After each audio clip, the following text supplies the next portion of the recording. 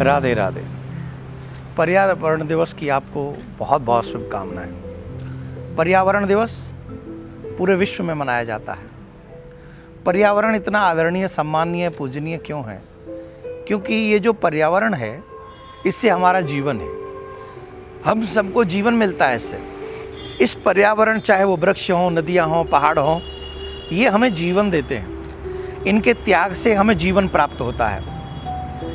आप लोगों ने देखा होगा, हम लोगों के घरों में सोफ़ा, बेड इत्यादि बहुत फर्नीचर है, और इन सब के होने के बावजूद भी हमारे घरों में साज सज्जा अच्छी होती है। परंतु अपने घर की साज सज्जा करते करते हम ये भूल जाते हैं कि हमें पृथ्वी माँ का भी श्रृंगार बरकरार रखना चाहिए।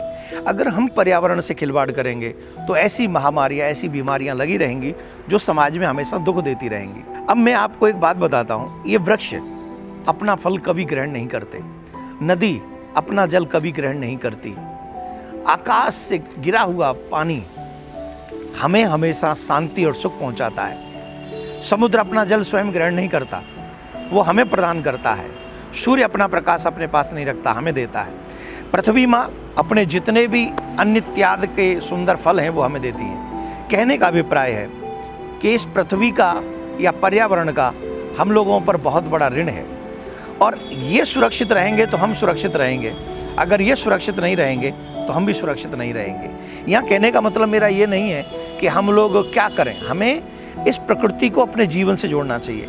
इस प्रकृति की कीमत, इसका मोल हमको समझना चाहिए, और इसका मोल सिर्फ हमारे लिए नहीं, हमारे आने वाली नेक्स्ट जनरेशन के लिए भी है। जो हमारे पूर्वज हमें देकर गए हैं वही हमें कम से कम अपने बच्चों को दे के जाना है।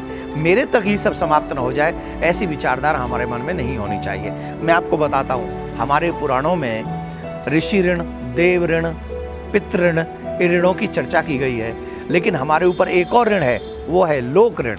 आप याद रखिए, ये जो तीनों ऋण हैं, इन तीनों ऋणों को हम लोग जीते जी चुका सकते हैं। पितृ ऋण हो, ऋषि ऋण हो, देव ऋण हो, हम तो भी जीते जी अपने इन तीनों के ऋण चुका सकते हैं। परंतु एक जो ऋण है लोक ऋण, लोक ऋण क्या है कि जब हम मरते हैं ये ऋण हमारे ऊपर तब चढ़ता है।